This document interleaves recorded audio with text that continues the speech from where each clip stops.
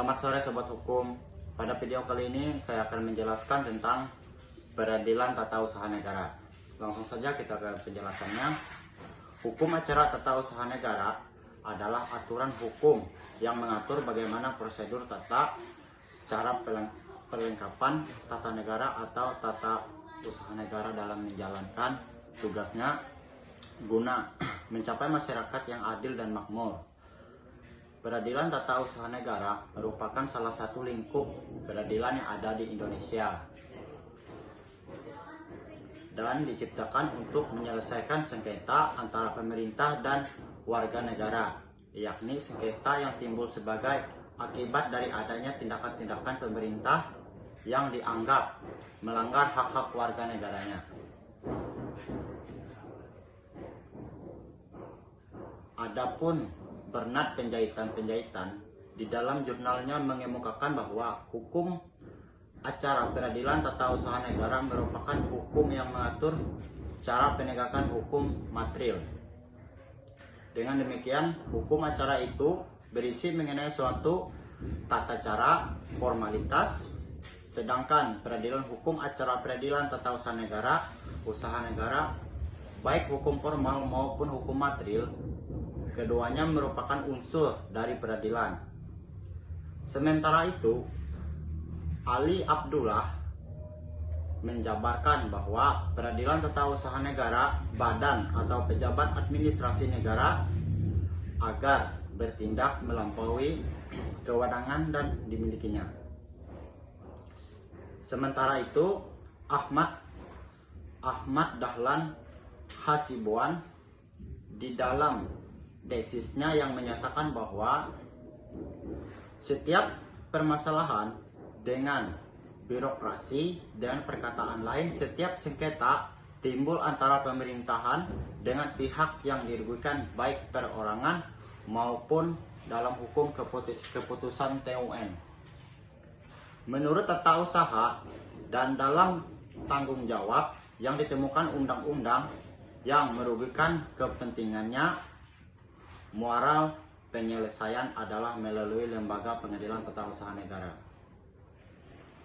Lebih lanjut, Bernard Penjahitan mempertegas pendapat dengan mengemukakan kembali bahwa salah satu ketentuan yang diatur dalam Undang-Undang Peradilan Tata Usaha Negara yaitu mengatur tentang kompetensi, kekuasaan absolut dan kompetensi relatif.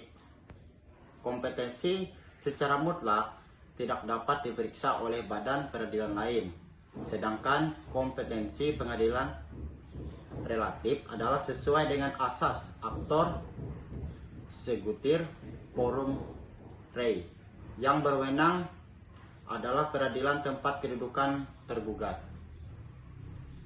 Dikaitkan dengan perlindungan hukum bagi rakyat yang terdapat tindakan pemerintah dalam negara hukum. Prinsip perlindungan negara hukum terutama diarahkan kepada perlindungan terhadap hak sosial, hak ekonomi, dan hak kultural.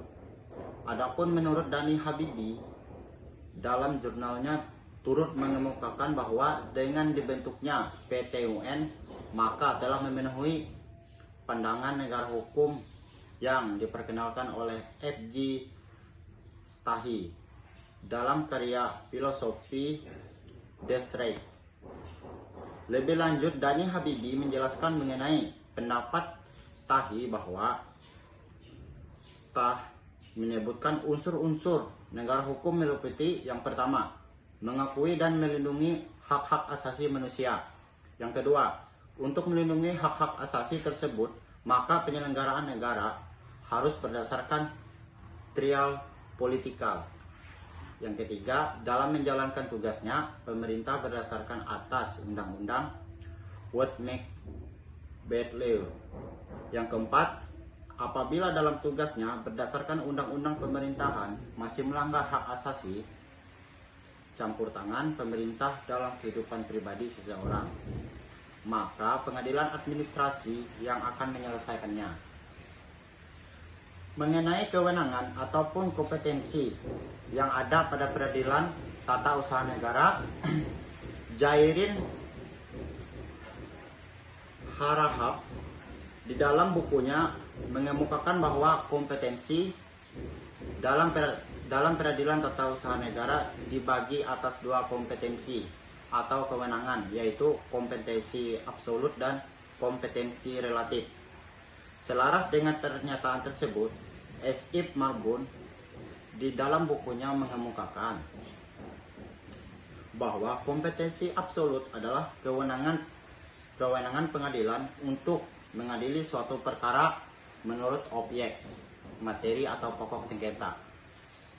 Lebih lanjut, Jairin Harahap menyatakan tentang kompetensi relatif dari PT UN. Jairin Harahap mengemukakan bahwa kompetensi relatif adalah kewenangan dari peradilan sejenis yang mana yang berwenang untuk memeriksa, mengadili, dan memutus perkara yang bersangkutan. Dalam kaitan dengan PT UN, maka kompetensi relatifnya adalah menyangkut kewenangan peradilan tata usaha negara yang mana yang berwenang untuk memeriksa, mengadili, dan memutus perkara tersebut. Pada negara hukum, bukan hanya kekuasaan yang dibatasi, melainkan juga seluruh produk dalam bukunya kemasyarakatan harus tunduk pada hukum yang berlaku.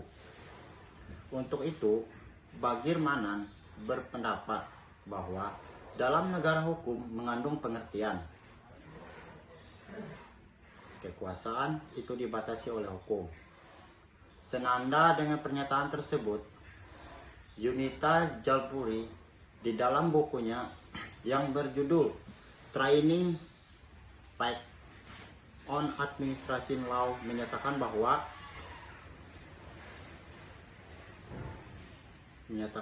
lebih lanjut Bagir Manan menemukan bahwa hukum adalah suprema dibandingkan dengan alat kekuasaan yang lain. Tidak ada kekuasaan di atas hukum, above the law. Semuanya ada di bawah hukum, under law, the rope of law. Untuk lingkungan peradilan, tata usaha negara sebagai subsistem dari sistem peradilan di Indonesia berdasarkan Undang-Undang RI Nomor 51 Tahun 2009 tentang peradilan tata usaha negara. Pasal 47 mengatur tentang kompetensi PT UN dalam sistem peradilan Indonesia, yaitu bertugas dan berwenang memeriksa, memutus, dan menyelesaikan sengketa tata usaha negara. Sementara itu, Ridwan di dalam jurnalnya menyebutkan bahwa sering berjalannya waktu, kompetensi PT UN juga mengalami perkembangan. Misalnya, kewenangan memeriksa masalah sengketa kepegawaian, sengketa keterbukaan informasi publik. Lebih lanjut, Ridwan menekankan kembali bahwa demikian kewenangan itu dirasa belum cukup mampu menjamin perlindungan terhadap hak-hak warga masyarakat yang sebagaimana juga merupakan hak asasi manusia, sehingga dibutuhkan undang-undang yang jauh lebih komprehensif yang tidak hanya menjamin hak-hak warga negara, namun juga menjadi acuan bagi pejabat negara dalam mengambil kebijakan untuk memperluas perlindungan hukum kepada masyarakat agar tidak menjadi korban kesewenang-wenangan pemerintah. Pada tahun 2014 disahkan Undang-Undang Nomor 30 Tahun 2014 tentang Administrasi Pemerintahan. Keberadaan PT UN ini tidak lepas dari komitmen bangsa Indonesia untuk mendirikan negara hukum dan melindungi kepentingan warga negaranya. Senada dengan pernyataan tersebut, Bambang Herianto juga mengemukakan pendapat. Bambang Herianto mengemukakan di dalam jurnalnya bahwa berdasarkan ketentuan Undang-Undang Nomor 30 Tahun 2014, PT UN mempunyai tugas untuk menyelesaikan sengketa yang timbul dalam rangka penyelenggaraan pemerintahan yang pelayanan kepada masyarakat.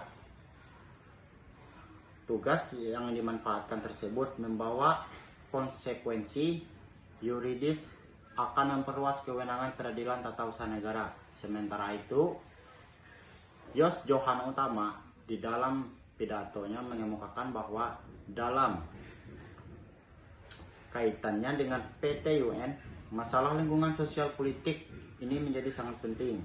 Pengaruhnya, hal ini mengikat pihak yang dihadapi oleh PT UN adalah pejabat atau TUN yang northbound adalah pengusaha.